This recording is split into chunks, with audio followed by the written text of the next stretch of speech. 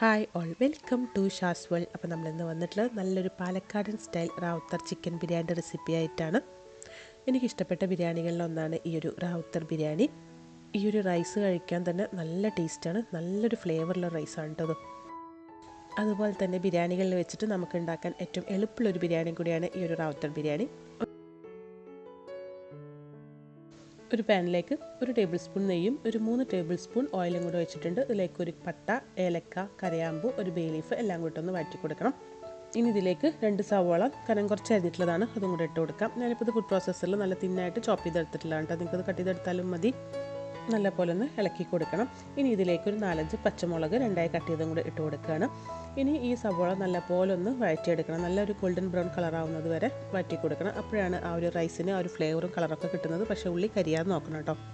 അപ്പോൾ ഈ ഒരു സമയത്ത് ഞാൻ ആവശ്യത്തിനുള്ള ഉപ്പും കൂടെ ഇട്ടിട്ട് നല്ലപോലെ ഈ ഉള്ളി ഒന്ന് വഴറ്റിയെടുക്കുകയാണ്. അപ്പോൾ ഉള്ളി ഒന്ന് വഴണ്ടി വരുന്ന സമയം കൊണ്ട് നമുക്കിതിലേക്ക് ആവശ്യമുള്ള ഇഞ്ചി വെളുത്തുള്ളി ഒക്കെ ഒന്ന് റെഡിയാക്കി എടുക്കാം.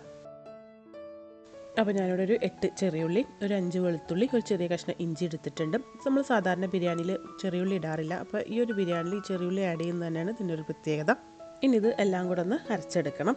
അപ്പോൾ ഞാൻ നല്ലപോലെ ഒന്ന് ഗ്രേറ്റ് ചെയ്തെടുക്കട്ടെ. അപ്പോൾ നമ്മുടെ ഉള്ളിയൊക്കെ നല്ലപോലെ ഒരു ഗോൾഡൻ ബ്രൗൺ കളറിലായി വന്നിട്ടുണ്ട്. ഇനി നമ്മളിതേക്ക് നല്ലപോലെ ഗ്രൈൻഡ് ചെയ്തെടുത്തിട്ടുള്ള ഇഞ്ചി, വെളുത്തുള്ളി, ചെറിയുള്ളി ഇട്ട് കൊടുക്കാം. എന്നിട്ട് നമുക്ക് നല്ലപോലെ ഒന്ന് ഇളക്കി കൊടുക്കണം. ഈ ചെറിയുള്ളിയുടെയും ഇഞ്ചിയുടെയും വെളുത്തുള്ളിയുടെ ഒക്കെ പച്ചമണം നല്ലപോലെ ഒന്ന് മാറി വരുന്നത് വരെ നല്ലപോലെ ഒന്ന് ഇളക്കി കൊടുക്കാം. ഇനി നമുക്കിതിലേക്ക് ആവശ്യമായിട്ടുള്ളത് തക്കാളിയാണ്. അപ്പോൾ ഞാനിപ്പോൾ ഒരു തക്കാളി ചെറുതായിട്ടൊന്ന് കട്ട് ചെയ്തെടുത്തിട്ടുള്ളത് ഇതിലേക്ക് ഇട്ട് കൊടുക്കുകയാണ്. തക്കാളി നല്ലപോലെ ഒന്ന് വഴറ്റി കൊടുക്കാം. ഇപ്പോൾ തക്കാളിയൊക്കെ നല്ലപോലെ ഒന്ന് വാടി വന്നിട്ടുണ്ട്. ഇനി നമുക്കിതിലേക്ക് ഫ്ലെയിം നല്ലപോലെ ഒന്ന് കുറച്ച് വെച്ചതിന് ശേഷം മസാലപ്പൊടികൾ ആഡ് ചെയ്ത് കൊടുക്കാം. ഞാനിപ്പോൾ ഇതിലേക്ക് 1 ടേബിൾ സ്പൂൺ കാശ്മീരി ചില്ലി പൗഡറാണ് ഇട്ട് കൊടുക്കുന്നത് കേട്ടോ. നിങ്ങൾക്ക് എരിവുള്ള മുളക് പൊടിയാണെങ്കിൽ ഒരു 3/4 ടേബിൾ സ്പൂണൊക്കെ ഇട്ട് കൊടുത്താൽ മതി. അതുപോലെ തന്നെ ഒരു 1/2 ടേബിൾ സ്പൂൺ ഗരം മസാലപ്പൊടിയും കൂടി ഇട്ട് കൊടുത്തിട്ടുണ്ട്. നല്ലപോലെ ഇളക്കി കൊടുക്കാം. മസാലയുടെ ഒരു പച്ചമണം മാറി വരട്ടെ. ഇനി നമുക്കിതിലേക്ക് ആവശ്യമുള്ള തൈരാണ് കേട്ടോ. അപ്പോൾ ഞാനിപ്പോൾ ഇവിടെ 2 ടേബിൾ സ്പൂൺ ഒട്ടും പുളിയില്ലാത്ത തൈരാണ് എടുത്തിട്ടുള്ളത്. അതുകൊണ്ട് തന്നെ ഒരു പകുതി ചെറുനാരങ്ങ നീരും കൂടെ ഒഴിച്ചു കൊടുക്കുന്നുണ്ട്. അപ്പോൾ ഈ ചെറുനാരങ്ങ നീരും അതുപോലെ ഈ ഒരു തൈരും കൂടെ ഒഴിച്ചു കൊടുത്തതിന് ശേഷം നല്ലപോലെ ഒന്ന് ഇളക്കി കൊടുക്കണം. ഈ മസാലയും തൈരും ചെറുനാരങ്ങ എല്ലാം കൂടെ നല്ലപോലെ ഒന്ന് മിക്സായി വരട്ടെ. നമ്മളിപ്പോൾ ഇവിടെ 1/2 കിലോ ചിക്കനായിട്ടാണ് ഈ ഒരു ബിരിയാണി ഉണ്ടാക്കുന്നത്. അപ്പോൾ ചിക്കൻ നല്ലപോലെ കഴുകി വെള്ളമൊക്കെ വാർത്തെടുത്തിട്ടുണ്ട്. ഇനി നമുക്ക് ആ കഴുകി വൃത്തിയാക്കി വെച്ചിട്ടുള്ള ആ ഒരു ചിക്കൻ ഇതിലേക്ക് ഇട്ട് കൊടുക്കാം.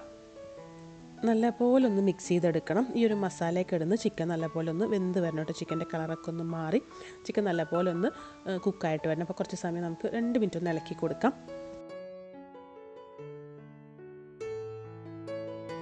ഒന്ന് മിക്സ് ചെയ്തെടുത്തിട്ടുണ്ട്. ഇനി അതിലേക്ക് കുറച്ചധികം മല്ലിയിലയും പുതിനയും ഒന്ന് ചോപ്പ് ചെയ്തെടുത്തിട്ടുള്ളതാണ്, അതും കൂടെ ഇട്ടിട്ട് ഒന്നും കൂടെ ഒന്ന് മിക്സ് ചെയ്തെടുക്കുന്നുണ്ട്.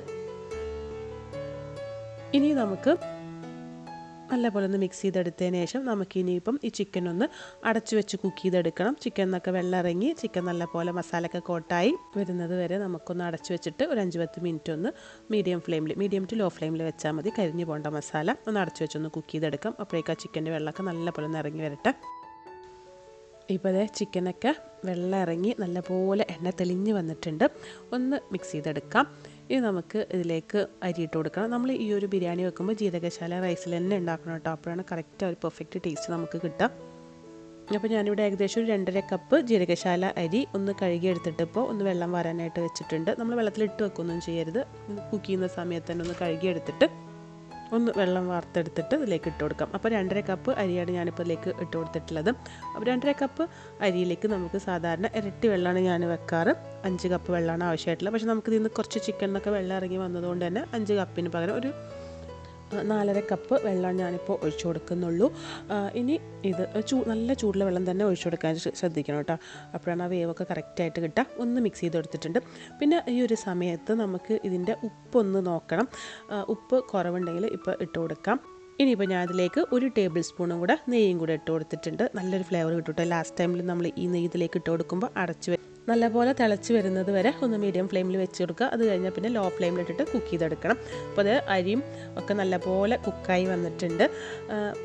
ഇനി നമുക്ക് ഇത് പതുക്കെ ഒന്ന് മിക്സ് ചെയ്തെടുക്കാം. നമുക്കിപ്പോൾ നോക്കുമ്പോൾ ഇച്ചിരി വെള്ളം കൂടിയൊക്കെ പോലെയൊക്കെ തോന്നും, പക്ഷേ കുഴപ്പമൊന്നുമില്ല, നല്ലപോലെ കുക്കായിട്ടുണ്ട്. ഇനി ഫ്ലെയിം ഓഫ് ചെയ്യാണ്, ഒന്ന് മിക്സ് ചെയ്ത് കൊടുക്കാം. ചെറുതായിട്ടൊന്ന് ചൂടാറിയതിന് ശേഷം മിക്സ് ചെയ്യുന്നത് കൂടുതൽ നല്ലത്, അല്ലാന്നുണ്ടെങ്കിൽ ചിലപ്പോൾ അരി ഒന്ന് പൊട്ടിപ്പോകാനായിട്ടുള്ള ചാൻസ് ഉണ്ട്. നല്ല ഫ്ലേവറുള്ള റൈസാണ് കേട്ടോ, നല്ല ടേസ്റ്റി ആയിട്ടുള്ള റൈസാണ്. ഓരോ അരിക്കും ആ ഒരു ബിരിയാണിയുടെ നല്ല ഫ്ലേവർ ഉണ്ടായിരിക്കും.